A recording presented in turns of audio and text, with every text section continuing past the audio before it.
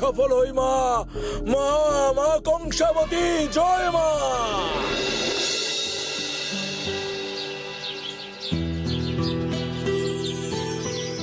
এই মা, সব নাড়ুগুলো তুমি আমায় দিয়ে দিলে মা। এক্ষুনি নন্দী আসবে পড়াশোনা করতে, ও তো একটাও পাবে না। তোকে অত চিন্তা করতে হবে না। নন্দীর জন্য না রেখে আমি কি তোকে সব দিয়ে দিয়েছি ভেবেছিস? নন্দীর জন্য আলাদা করে রাখা আছে। সত্যি মা, তোমার সব কথা মনে থাকে, কোনো কথাই তুমি ভুলো না। মায়েরা কি সন্তানদের ভালো লাগার কথা কখনো ভুলতে পারে রে? তোর মতো নন্দীও তো আমার এক ছেলে, তাহলে তার কথা না ভাবলে কি আর আমার চলে? ও, সব আদর শুধু ভোলারই, আর আমার আদর কই? আছে আছে, সবার জন্য সব তুলে রেখেছি। আরে বাবা, তুই তো আমার বড় ছেলে, এই বাড়িতে ভোলার আগে তো তোর অধিকার। আর সেই তোর জন্য না রেখে কি আমি ভোলাকে কিছু দেবো ভেবেছিস? দেখ মহেশ, দেখ আমার মা কত ভালো, কত সবার খেয়াল রাখে, দেখেছিস? শুধু তোর একার নয়, মা আমারও।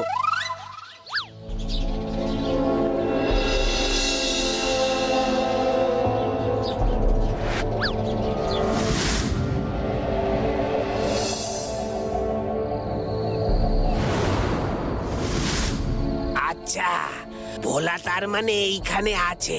এই উপর থেকেই তাহলে আমি এই কালো বালি ওর উপর ছড়িয়ে দেব, তাহলেই ব্যাস কেল্লা ফতে।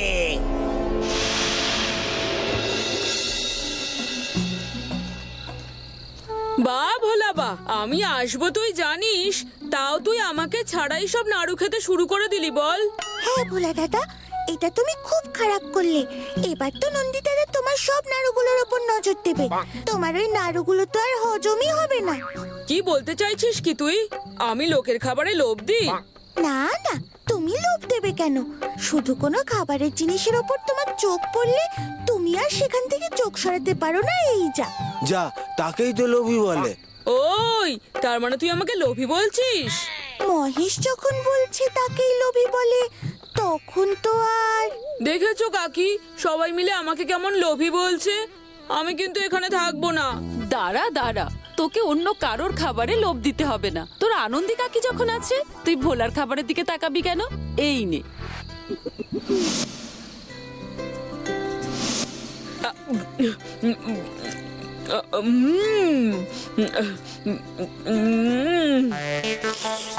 কতদিন নাড়ু খাই না, নাড়ুগুলো দেখে তো মনে হচ্ছে বেশ ভালোই খেতে হবে। আমিও যদি দুটো খেতে পারতাম। এই পশু পাখির কাঁচা মাংস খেয়ে খেয়ে মুখ একেবারে হেজে গেছে। একটু নিচের দিকে নামি, তারপর সুযোগ বুঝে ওই নন্দীর থালা থেকে দুটো নাড়ু তুলে নিয়ে তারপরে কালো বালি ছিটিয়ে দেব ভোলার উপর। এমনিতে ওই অন্ধকারে আমাকে কেউ দেখতে পাবে বলে মনে হয় না।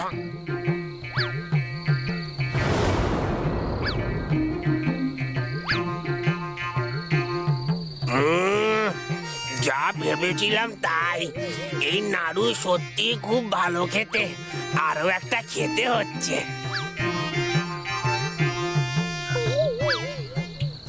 এই মেরেছে, আমার দুটো নাড়ু কমে গেল কি করে? তবে কি ভোলা? না না, ও নেবে না। বকুল, না না, ও তো এমনি মিষ্টি খেতে চায় না। তার মানে মহেশ, মহেশ নিয়েছে আমার নাড়ু। বেটা বজ্জাত, দাঁড়া, আমি মজা দেখাচ্ছি। এই নন্দী, ভালো হবে না বলে দিচ্ছি। কি হয়েছে মুখে বল না। তুই আমার নাড়ু খেয়েছিস কেন? কেন? নাড়ু? আমি আবার কখন নাড়ু খেলাম?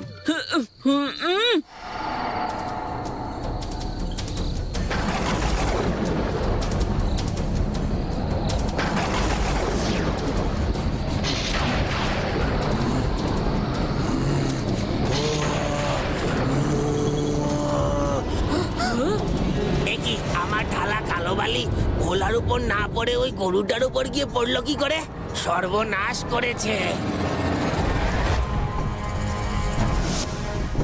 মহেশ, কি হলো তোর? মহেশ! আমি কিন্তু কিচ্ছু করিনি, আমি তো ওর কাছে যাওয়ার আগেই। আমি জানি নন্দী দাদা, কিন্তু মহেশের হঠাৎ কি হলো? মহেশ, এই মহেশ, কি হলো তোর? মা, তুমি একটু ওকে দেখো, আমি কবিরাজ কাকাকে নিয়ে আসছি। নন্দী, বকুল, চল আমার সঙ্গে। হে ভোলানাথ, এ কি অঘটন ঘটালে তুমি আমার মহেশের সঙ্গে? না না, ওকে তুমি সুস্থ করে দাও ভোলানাথ, ওকে তুমি সুস্থ করে দাও। আমার মহেশের এই কষ্ট যে আমি আর চোখে দেখতে পারছি না। দয়া করো ভোলানাথ, তোমার অংশ এই মহেশকে তুমি সুস্থ করে দাও। তাড়াতাড়ি চল সবাই, আমার কিন্তু মহেশের অবস্থা দেখে খুব চিন্তা হচ্ছে। আমাদের যেমন করে হোক কবিরাজ কাকাকে বলে ওকে সুস্থ করে তুলতেই হবে। কিন্তু হঠাৎ ওর এমন কেন হলো কিছুই তো বুঝতে পারছি না। তবে কি নাড়ু খেয়ে মহেশের এমন দশা হলো ভোলা? আমার কিন্তু পেটটা কেমন গুলোচ্ছে ভাই। এই তুই থাম তো। প্রথমত মহেশ তোর নাড়ু খাইনি, তাছাড়া নাড়ু খেয়া হওয়ার হলে তো সবার আগে আমার হতো, কারণ আমিও নাড়ু খেয়েছি। মহেশের এই অবস্থা নাড়ুর জন্য নয়, অন্য কোনো কারণে হয়েছে। কিন্তু সেই কারণটা কি বলে দাদা? তা আমরা না বুঝলেও কবিরাজ কাকা নিশ্চয়ই বুঝতে পারবে। পারবে না। মহেশের যে রোগ হয়েছে তা সারানো কোনো কবিরাজের কম্ম নয় ভোলা। বন্ধু, তুমি এই রাতের অন্ধকারে তুমি এখানে কি করছো? আর এই রাতেও তুমি ভোলানাথ সেজে আছো?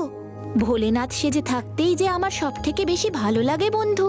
আর আমি এখন এলাম কারণ তুমি বিপদে পড়েছো বলে।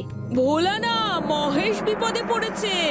জানি, তবে সেই বিপদ ভোলার জন্যই প্রস্তুত করা হয়েছিল। মানে?